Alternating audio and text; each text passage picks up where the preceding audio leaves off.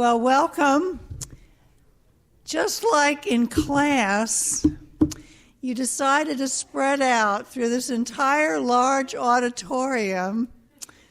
I don't know. I encourage you to... it's not worth it. Well, we are so pleased to have a second round of Martin Luther King celebration in March. It's a nice way to remind ourselves that this is probably something we should be celebrating all year long, not just in January. But as many of you know, Dr. Gibson was snowed out in January, and then she had a little stint as being interim acting president of the University of Northern Iowa while Ben Allen was recuperating from prostate cancer. So she's been a little busy since she was supposed to come at the end of January, but we are really thrilled to have her. And before I introduce her, I want to remind all of you that there will be a reception out in the atrium after the speech, so please join us there. And I want to recognize all of the sponsors of this event, which I think might actually be the number of people who are in the room.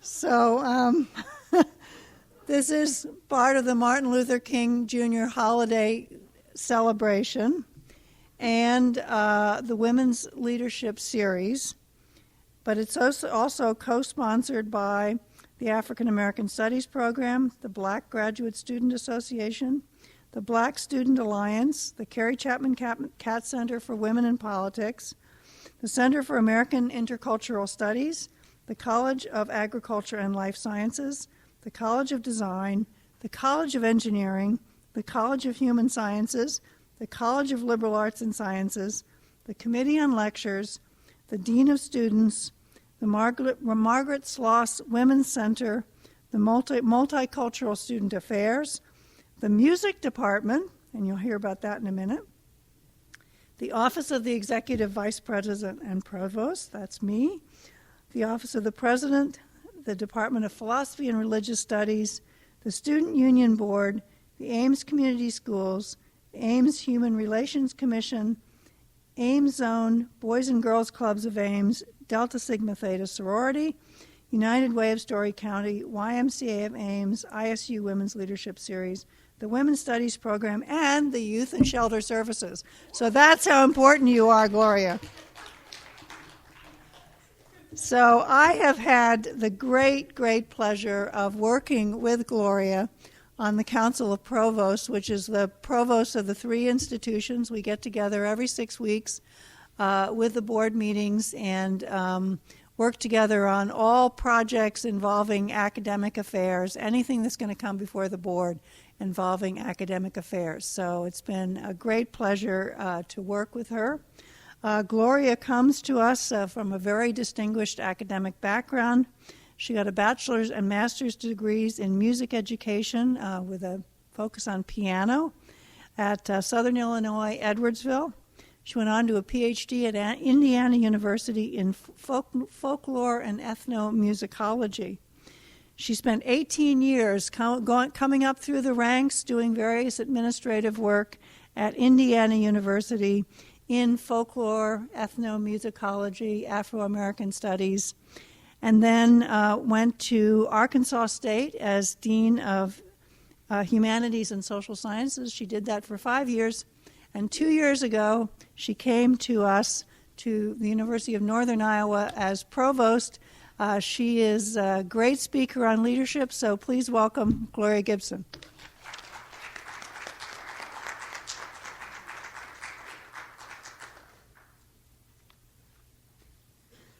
Thank you all so much for being here this evening. Greatly appreciate it, and I greatly appreciate all those sponsors. I think that's amazing. Can hardly get that many people to agree on anything. So thank you all very much, and thank you for the hospitality that I've experienced thus far. It's been truly wonderful. I feel very special to be here this evening. When I checked your website, I saw this wonderful photo of Gwen Ifill, and then my photo, and I thought, "Whoa, this is really quite a coup to be in the same company with such a distinguished guest." So I greatly appreciate this opportunity. As Betsy said, I was scheduled to be here in January, and the weather turned horrible, and this was my second winter in Iowa, and I tell you, I guess you kind of get a little used to it. So, but when they said storms and I might get stuck and stranded and all of that, and I said, well, hopefully we can come up with another time to do this, and so that did happen, and as I said, I look forward with sharing some remarks with you this evening. I'm not going to hold you very long. I have, as I said, a few remarks, and then we will have a discussion and share some of your insights, perhaps, and I can share further with you, and then we can go on to the reception and continue to have some dialogue there. And I have a very simple title. Titles are always difficult for me, and so I just thought, well, I'm going to talk about leadership. And so, two-word title on leadership, very basic. And of course, since this was a part of Martin Luther King celebration, which then flows into Black History Month, I have many themes and bring up people who are important as we look at Black history, which is every day, not just February and Martin Luther King Day, which is celebrated. The spirit of that should be every day in our lives. So when we examine history, we do understand that literally thousands of African Americans have exhibited strong leadership. For some, it was planned and very strategic. For others, it represented a moment in time when a decision had to be made that, in fact, ignited a spark that changed the course of history. In this presentation, what I'm attempting to do is to integrate several qualities that I feel are necessary for a successful leadership, and to show how certain individuals have exhibited those particular qualities. As you know, there are many, many leaders, as I have said, so it's very difficult to pin that down to just a few, but that's what I've attempted to do. But the one thing that I think is important when we look at leadership and we look at African American history and MLK Day is that we have leaders that can be recognized and are recognized on a national level, international level, regional, local level. We have people who are front and center on a political stage. We also have people who sit around the kitchen table. And in my estimation, all of these are very viable environments for leadership. So before I start talking about a few individuals, I want to make a few points, general points.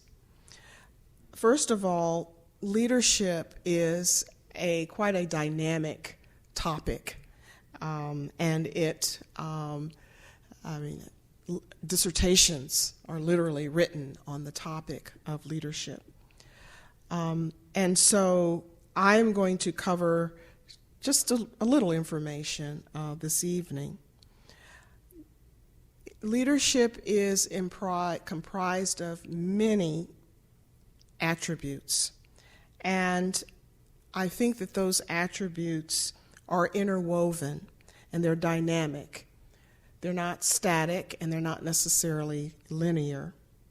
Given a situation, these leadership attributes may morph, if you will, as needed at a particular time or for a given situation.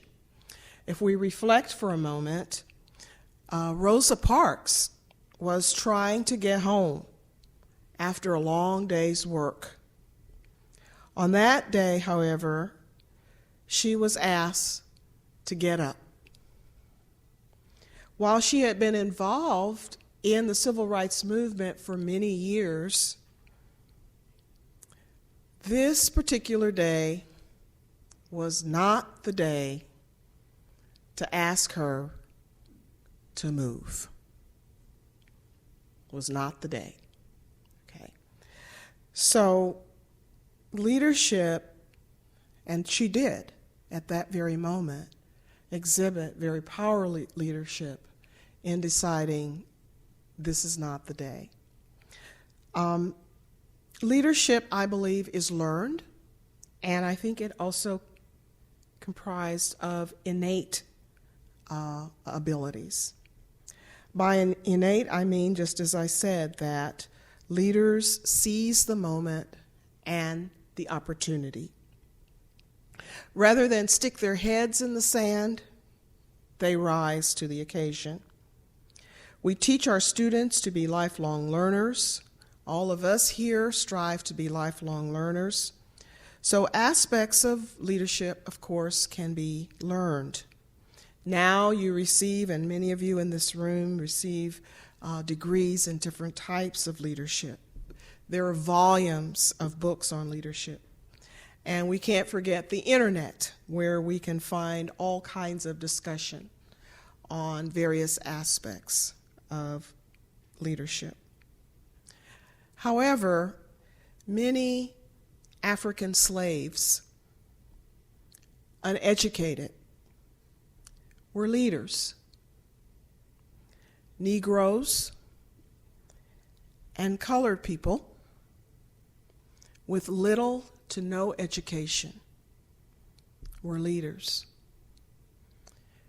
We then had Afro-American leaders, African-American leaders, Americans of African descent, and Black Americans who may have been denied the opportunity to become educated, but they were, and they are, some of the most powerful leaders ever known. The last general observation is that leaders are not always recognized or appreciated. So if you aspire to be a leader and you're looking for immediate gratification, recognition, or appreciation, think again and keep looking. And especially for African Americans, their status as a leader may not have been granted until after they had died. This is especially true of many in the early years of our country. So qualities necessary for leadership are many. They can be acquired by education, by mentoring, by sheer determination. They are fluid, they are dynamic, they are visible, and invisible. The last thing I'd like to say as a general comment is that this is not an academic, what I would call an academic presentation. In other words, I didn't do any research on leadership. You are all here at a wonderful university, and you are capable of conducting research on the topic of leadership. What I present are my reflections of what I've learned, experienced, and I've combined that with a few leaders that I appreciate. So during our discussion time, I think it will be very good to weave some of your experiences, questions, comments with what I have presented here. So I begin with a simple question, maybe not so simple, but what is a leader? What is leadership? What are the qualities of leadership? I think at the core, and I think you would agree, that when we talk about leadership, it means to move, to guide, to establish. It is an action concept. When I think about a leader, I think about a person who moves from one point to another. That could be an individual, that could be an organization or a unit. Sometimes initially alone, but eventually encouraging others to join, to participate. A leader, I believe, is that word that we hear so many times, a change agent.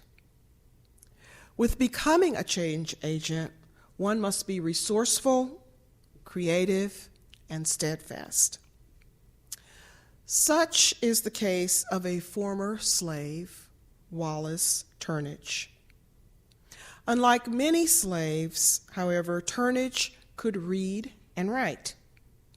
In studying African American history, his life serves us well today as we examine the first two elements of leadership: courage and seizing the moment. We learn from his own words, captured in David Blight's book, A Slave No More, Two Men Who Escaped to Freedom. It includes narratives of emancipation in the slave's own words.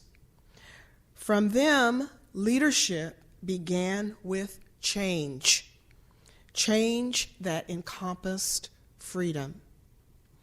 Wallace Turnage's story represents tenacity, courage, and overcoming numerous challenges. His pathway to leadership entailed actually a struggle before the main struggle, and a struggle within a powerful challenge. Wallace Turnage escaped 5 times before he was successful. I want to read you just a section from his narrative. And this is from A Slave No More. And it's amazing to me to have the words of former slaves that we can read and listen to. So the situation is he had escaped, and now he's been caught. So they tied the rope around my legs and arms, and they had a strap there about 2 or 3 leathers thick. And they hit me 30 lashes with the strap. They would hit me 10 licks and then let me cool off a while and then give me 10 more. Now, when the man that whipped me had hit me 20 licks, he asked my master, what would that do? Master said, give him 10 more. And every lick took my skin off. That was the worst whipping that I ever had. Then they took me down out the ropes, and the old man said, "Now, you get home." Now, I lived down a ways, and I started down the path. But instead of going home, I thought I would, by the help of the Lord, make my second attempt to make my escape. The second attempt. There were 3 others.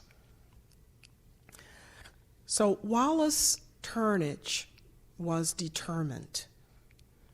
He was in a situation where he had to escape. Even after a severe beating, he doesn't go home when he is instructed. Wallace Turnage seizes another opportunity to escape that we know was unsuccessful. But in the end, that 5th try, he was successful. He recognized his goal of freedom and courage, and he helped other slaves, to escape.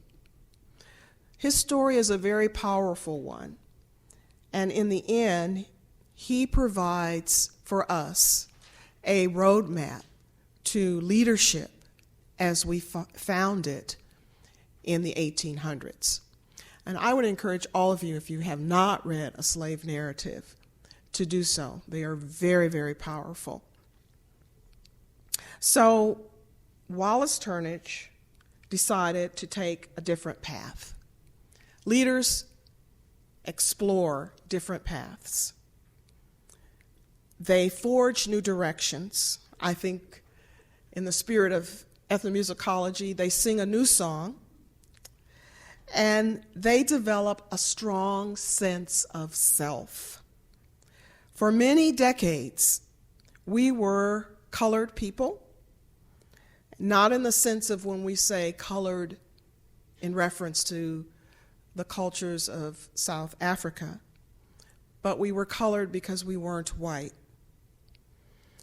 We were Negro, we were boy or gal, or we may have been called the dreaded N-word.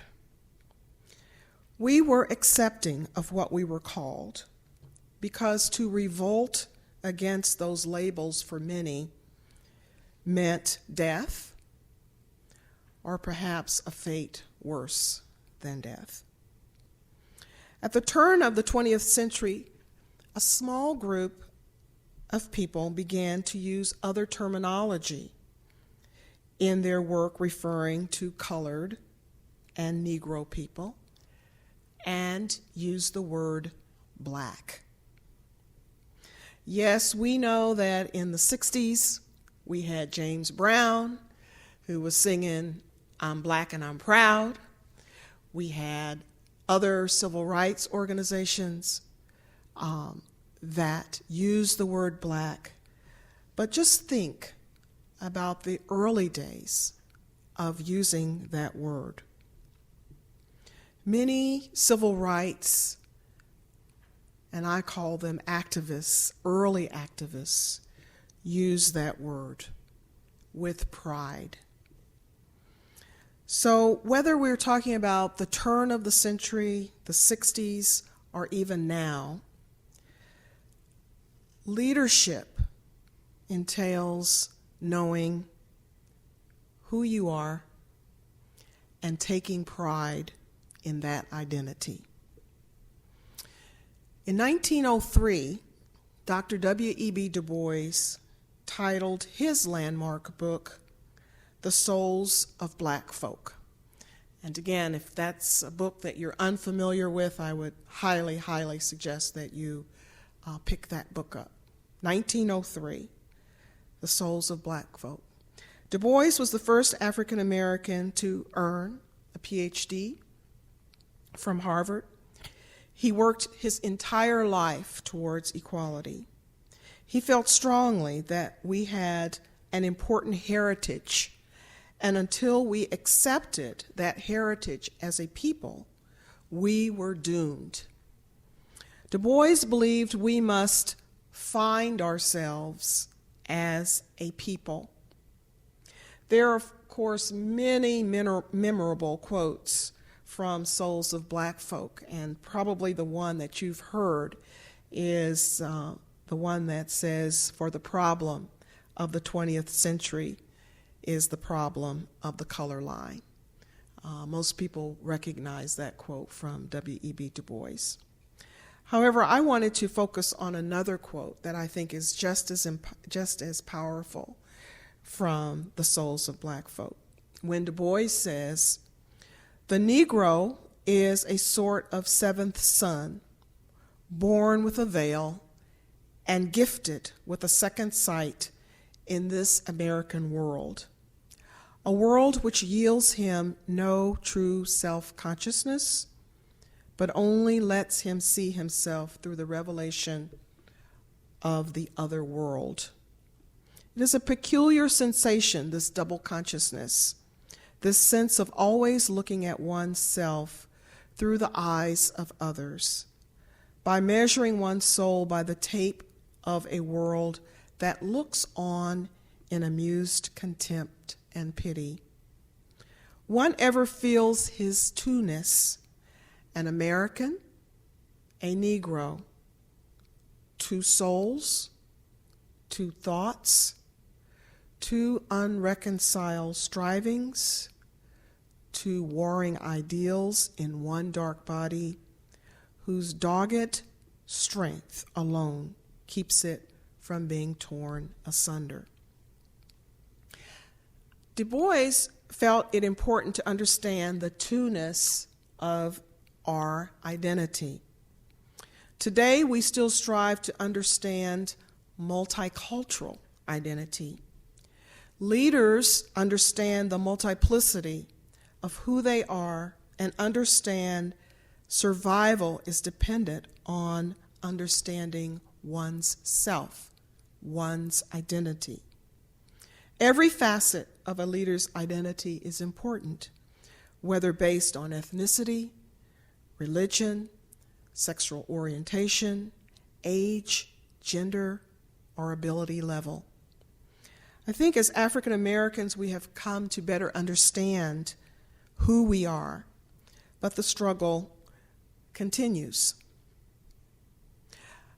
Zora Neale Hurston looked at identity from another perspective as she worked to preserve the culture of African Americans.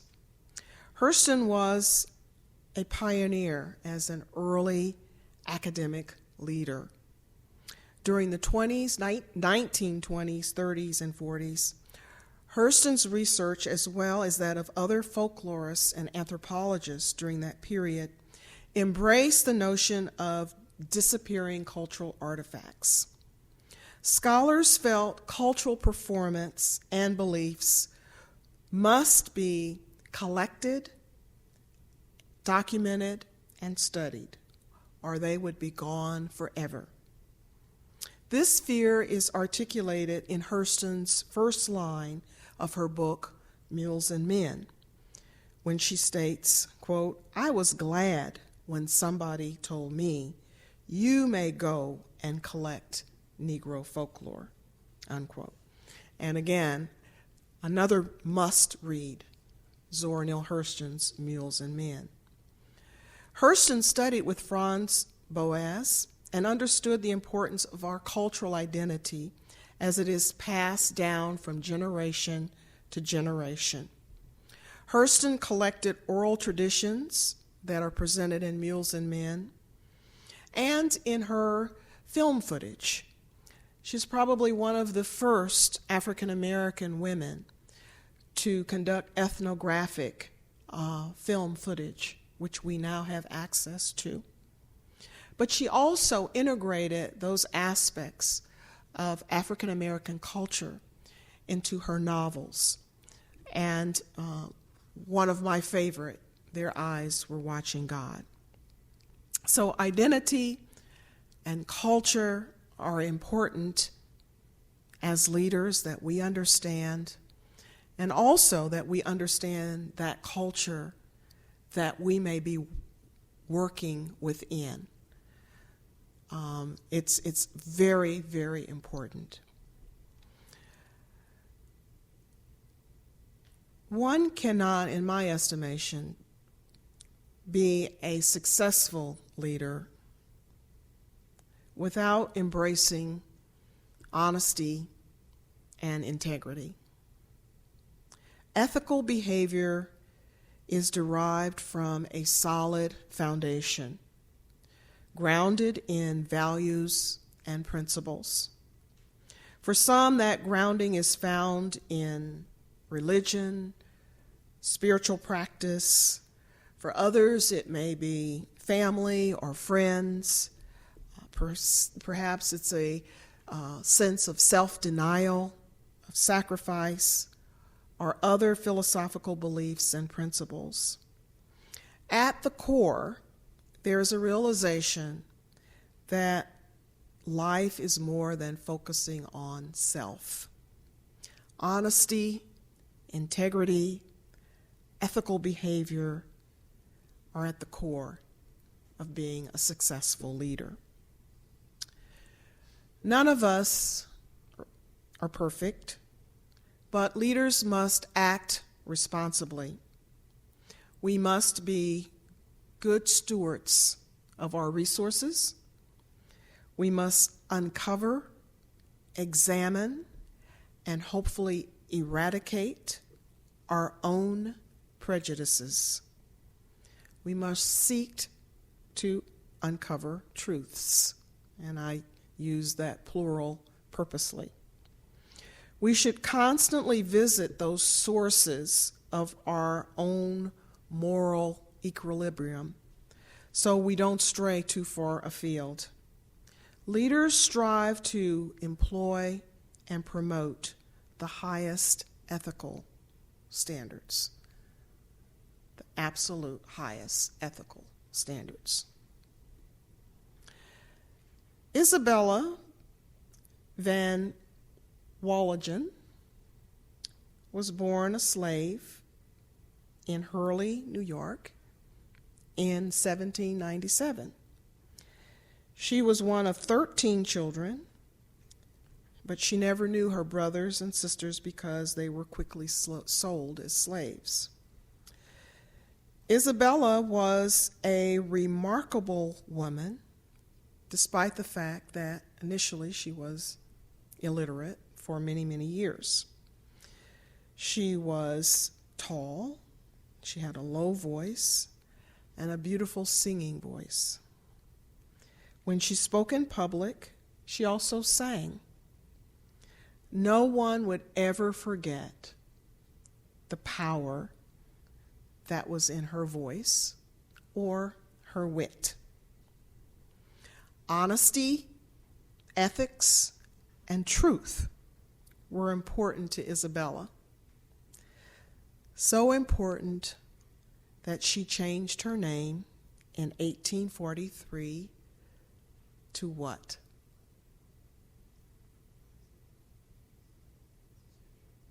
Somebody said it. Sojourner Truth. Later in life, as a leader, and I think, and many others think, as an early feminist, her mission entailed telling her story and asking the simple question, ain't I a woman? That was the title of her famous speech delivered in 1851 at the Women's Convention in Akron, Ohio. Sojourner Truth, an ex-slave, fiery abolitionist, delivered many riveting speeches. Straight talking and unapologetic, she became a national symbol for strong black women, indeed, for all women. She was a complex woman who was born in slavery and died a legend. Truth was also a preacher, and she was inspired by her religious beliefs. Her strong belief in God served her well, and that's where she drew her inspiration. Her words of empowerment live on today, and many feminists still quote her famous works, including women like Bell Hooks and Alice Walker. I offer two quotes from Sojourner Truth that exhibit her wit and how she viewed women, and both of these quotes are from her speech. She says, "If the first woman God ever made was strong enough to turn the world upside down all alone, these women together here ought to be able to turn it back and get it right side up again. And now that's what I'm asking you to do as women." Second quote, "Then that little man back there, he says women can't have as much rights as men, 'cause Christ wasn't a woman. Where did your Christ come from?" "My Christ came from God and a woman. Man had nothing to do with him." She was truly a remarkable individual, a leader, a pioneer, and a feminist. Leadership entails dreaming and risk. We all know Dr. King's speech, "I Have a Dream." We also know one of Langston Hughes's most powerful poems, "A Dream Deferred," which reads, "What happens to a dream deferred? Does it dry up like a raisin in the sun, or fester like a sore and then run? Does it stink like rotten meat, or crust and sugar over like a syrupy sweet? Maybe it just sags like a heavy load, or does it explode? What happens to a dream deferred?" Hughes asks. This is a relevant question even today as we grapple with our economic situation, with budget cuts that threaten to impact our children's future in a negative way. No access means a terrible thing for our children, no matter what color. Langston Hughes warns us that there can be dire consequences when those dreams are deferred. So some dreams are realized, others are deferred. But leaders must always dream and envision what is not there, what they cannot see with their eyes.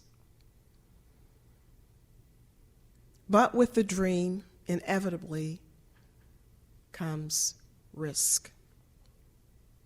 Sarah Breedlove Walker, known later as simply Madam C.J. Walker, was an American businesswoman and a self-made millionaire. She was born in 1867 in Louisiana, and unfortunately lived a relatively short life, dying in 1919. But in that brief period of time, she became a leader in every sense of the word. She taught herself to read and worked many difficult years as a washerwoman, making $1.50 a day in St. Louis. Walker began working with another African American woman selling hair products for black women. As many of you know, Madam C.J. Walker eventually moved to Indianapolis, where she perfected her hair products, including the hot comb and hair straighteners. More importantly, Walker taught African American women to dream, to take that risk.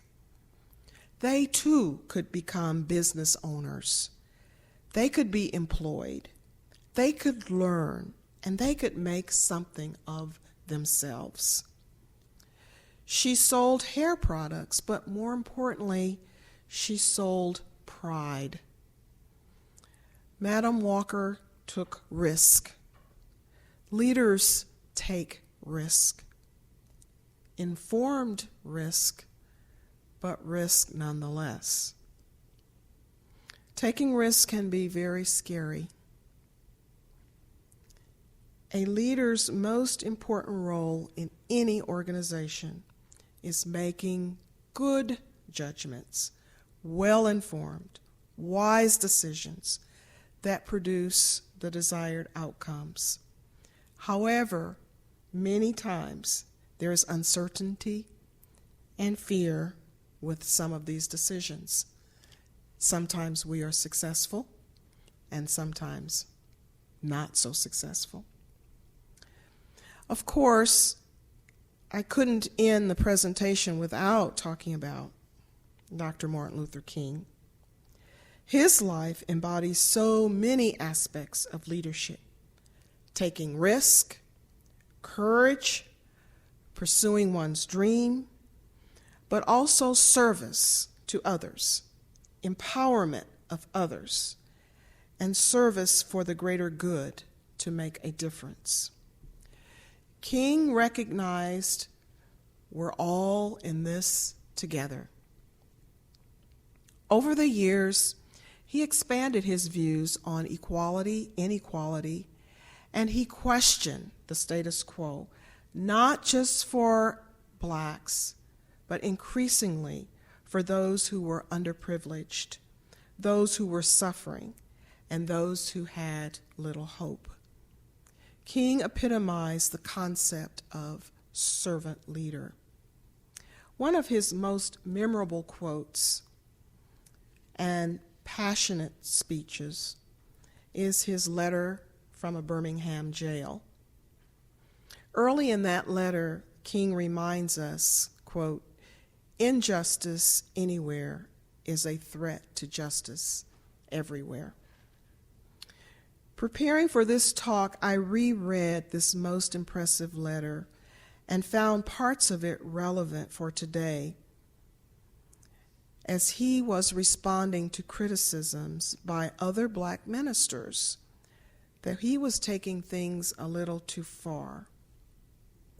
And King says in the letter, and I quote, and I want you to think about the 1960s, but I also want you to think about what's happening today in our world as I read from this letter.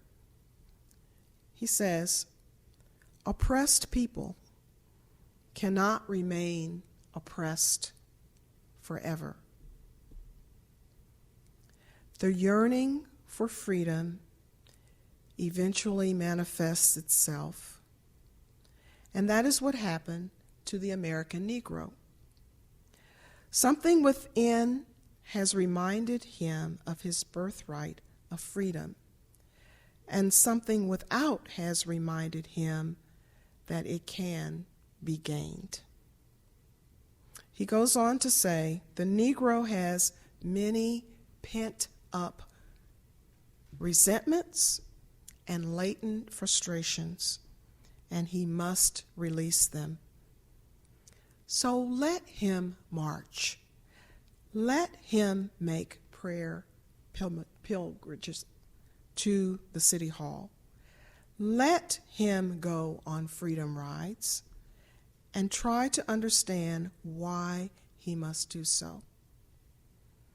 If his repressed emotions are not released in non-violent ways, they will seek expression through violence. So leaders want to make a difference. They seek the realization of their dreams, but not solely for the sake of the dream. Real leaders want those dreams to make an impact on people's lives. Dr. King explains in his letter to the ministers that he is not breaking the law to be a criminal, but to bring justice, equality, and a better life for the oppressed. He had an attitude of giving, which I feel is essential for a leader. Everyday, ordinary people can become leaders. Ordinary, everyday people, like a little girl from East St. Louis, Illinois.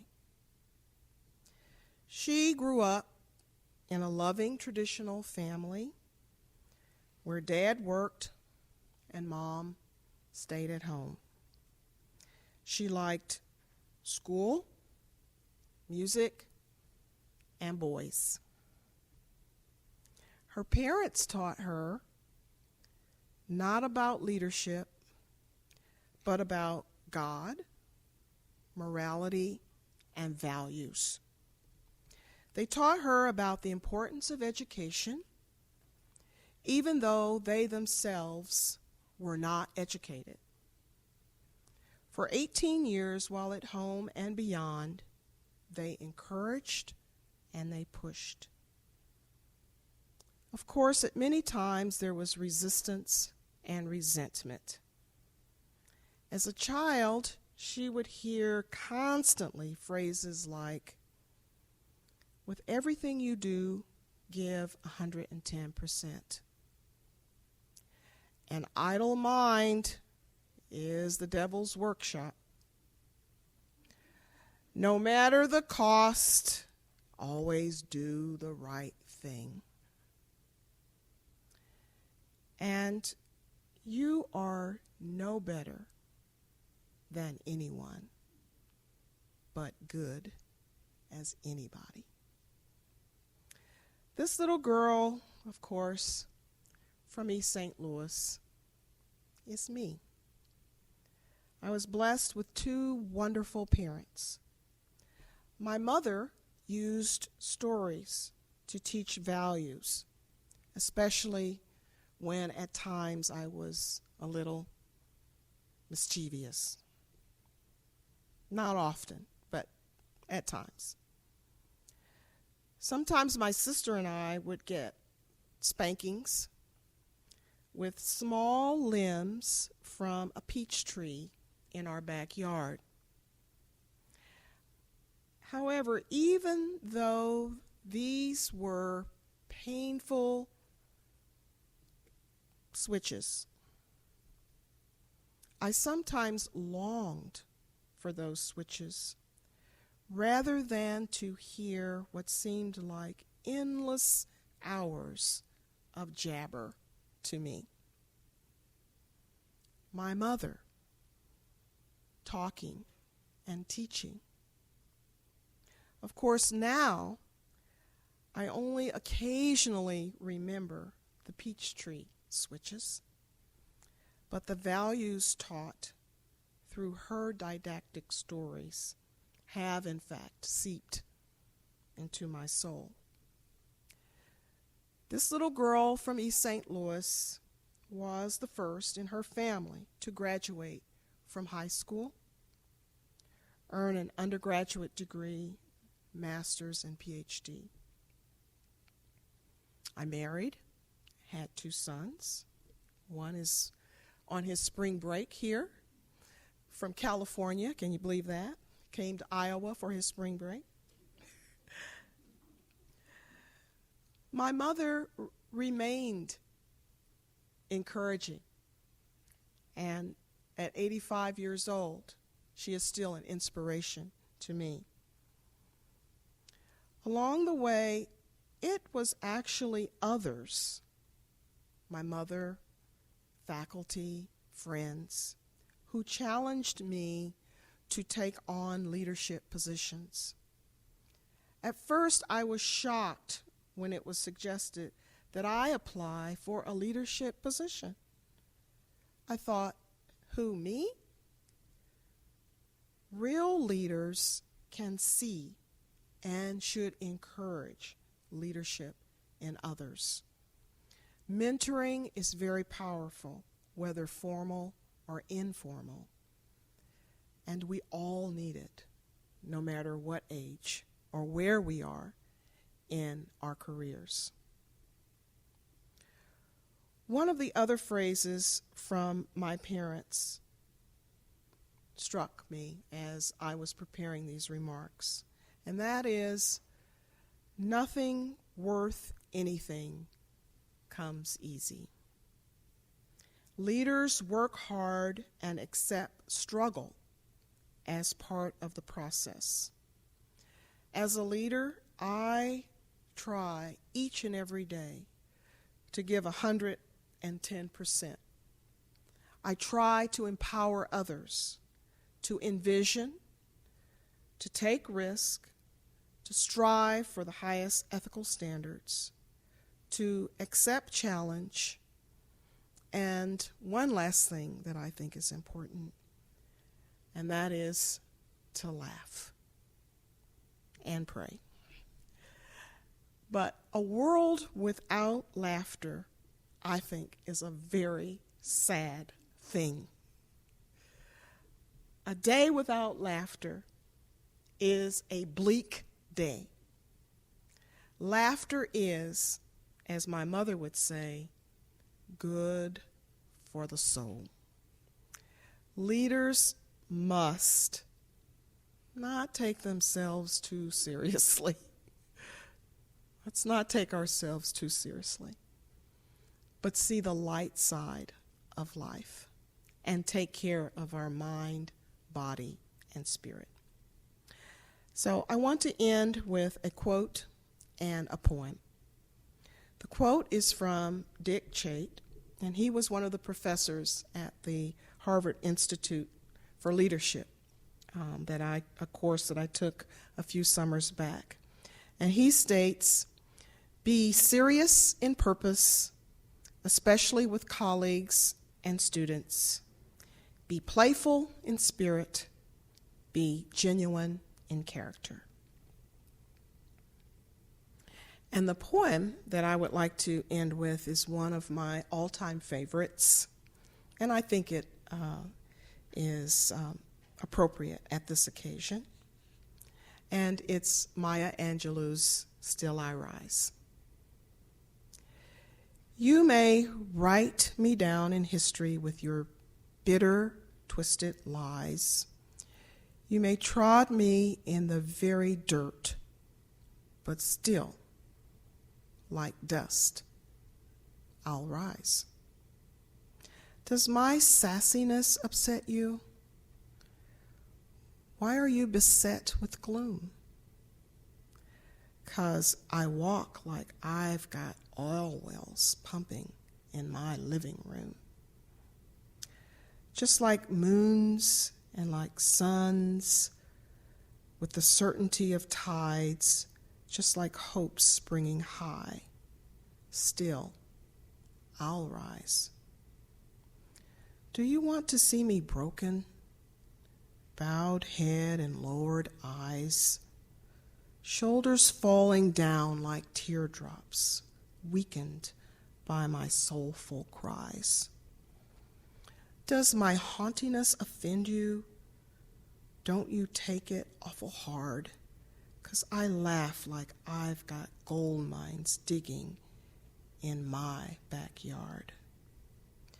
You may shoot me with your words, you may cut me with your eyes, you may kill me with your hatefulness, but still, like air, I'll rise. Does my sexiness upset you? Does it come as a surprise that I dance like I've got diamonds at the meeting of my thighs? Out of the huts of history's shame I rise. Up from the past that's rooted in pain I rise. I'm a black ocean leaping and wide, welling and swelling I bear in the tide. Leaving behind nights of terror and fear I rise into a daybreak that is wondrously clear I rise. Bringing the gifts that my ancestors gave, I am the dream and the hope of the slave. I rise, I rise, I rise. Leaders, rise. Thank you.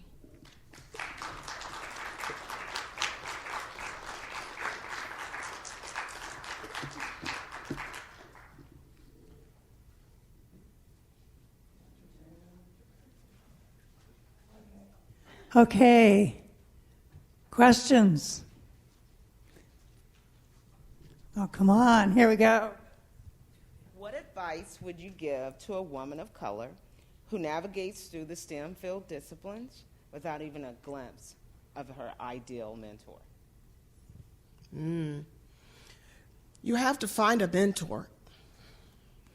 A lot of times we think that a mentor has to look like we look. So if you are a woman, you feel like I have to have a woman mentor. If you're an African American, you feel like I have to have an African American mentor.